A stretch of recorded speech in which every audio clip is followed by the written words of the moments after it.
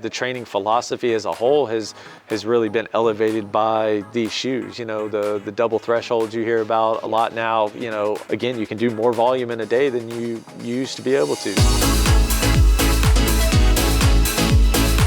Hi, I'm Dougie. I'm a 220 marathon runner, and I've got the privilege now to sit down with Stephen Haas, who is the head coach of Team Dark Sky, the first Under Armour training camp based out of Flagstaff. So, Stephen, thanks for sitting down with us today. Of course. We're going to talk a little bit about, obviously, the new super shoe from Under Armour, really exciting, but also a little bit about the training setup that you guys have got, because it's quite unique. Yeah, so I think, you know, training groups weren't a new concept when, you know, we decided to start our group, and I think there's been a lot of evidence that training groups have been highly successful, and you know, I think the components that you need to have to be a successful group, I think we had everything we needed in place in Flagstaff to kind of get that going, and Under Armour came on board to make sure that we were supportive and again had all the resources that we needed. So yeah, it's been a bit of a journey, but I feel like we're in a really good place right now, and I feel like the brand has really gotten behind the team with their level of support, and I think we're only continuing to up that support, and I hope we can continue to raise the bar of the group as well. Yeah, and there's some phenomenal athletes obviously in the group, but I'm quite interested, you actually athlete yourself previously to coaching. Yeah. Like, how have you found that transition, because it's not something that everyone goes through, so kind of how have you found that? Yeah, for me, it was always something I sort of knew that I wanted to do. I knew I wanted to be involved with the sport.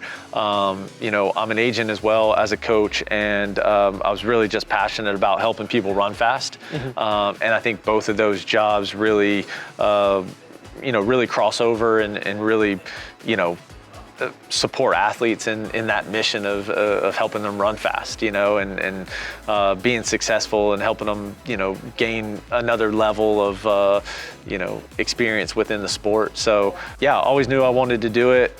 I knew I was going to probably give more to the sport as a coach or as an agent than I was as an athlete. So for me, once I kind of made that switch mentally, it was an easy transition.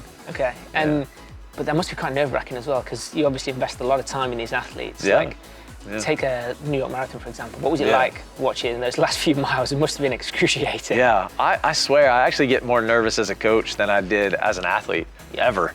I don't know if it's the investment level or just the not being in your control as much, you know, but I find being a coach way more stressful than being an athlete.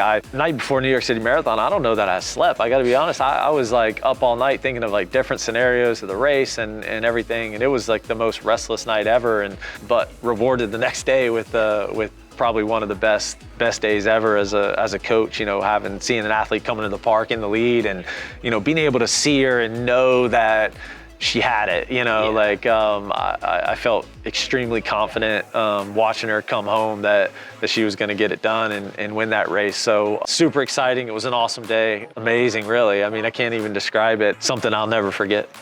And you've got a massive range of athletes with the Dark Sky project. You've got the likes of Neil Gawley over the 1,500 meters a mile, right way up to Sharon Lokedi in the marathon. So what I want to know is it more agonizing watching a marathon, one of your athletes run a marathon, or a 1,500? What's the more agonizing? Oh yeah, honestly, the shorter races sometimes are more nerve-wracking than the longer races. I think you know, it's not always about fitness in the short races, you know, tactics and positioning and things like that can be such a factor. So it's, you know, those athletes are going in fit, you know, they're going in ready to race, but that doesn't always mean they make the best decisions in the race. So sometimes that can be a bit nerve-wracking, a bit more nerve-wracking, you know, and again, sometimes you have to put a lot more thought, or you know, you want to advise the athlete how you feel like the race might go and how they should run to optimize their performance. So you have a little bit more, you know, stake in it sometimes with the track stuff, where, you know, the marathon, you never really know how it's going to play out. You know, there's certainly different, you know, Sharon, perfect example, going to New York. We went to New York because we knew there's no pacers there. We knew it was going to be racing, and Sharon is such a good instinctual racer. You know, she really knows how to make moves when she needs to. You know, New York, perfect example, when that big move was made at 16 and she stayed back, you know, knowing that they were going too hard, and then came back and obviously charge past them at a certain point. You know, track racing, sometimes it's different, you know, it's a different animal, and I feel a little bit more pressure to help those athletes make those decisions, you know, before the race, or game plan before the race. Yeah, probably the track stuff's a little more nerve-wracking for me. Yeah. For sure. Very tactical. So, I mean, with a brand like Under Armour, obviously this is going to be their first foray into the carbon super shoe market. But your athletes have been able to test this, obviously. Sharon was wearing the shoe before it actually launched. What's it like having kind of a brand that's now bringing something new to the carbon shoe market? And what does that mean as a coach to have your athletes in this incredible technology? Yeah, look, we're fortunate that we've been testing these for a couple years now. I feel like we're at a place now where we really, you know, have competitive footwear to go up against anybody. I don't feel like we're at a disadvantage at all, which is a great place to be. I feel like this shoe has really changed our approach to training. It's changed our approach to racing. The whole super shoe, you know, idea or, you know, philosophy has really helped elevate training as well. You know, you can do more work, you can do faster work, and your body still can recover. So, yeah, I feel in a really good place that UA has made this product, and we're able to optimize it, you know. And any sneakers on V2 that's coming out? Like, is that something that your athletes have got on feet right now?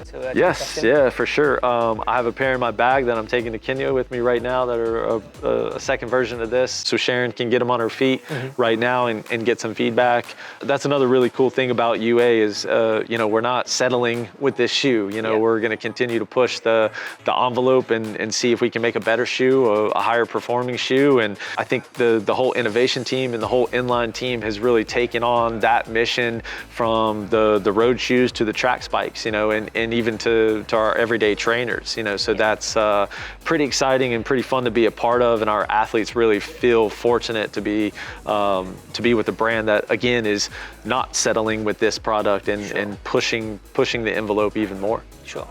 And one of the big things, obviously, about this shoe and about carbon shoes, I guess, in general, is they actually help you recover better. Yeah, of course. So, I mean, as a coach, does that mean that you kind of change up the training plan? Does that allow you to mix things up a little bit? Like, how does something like that change over time and evolve?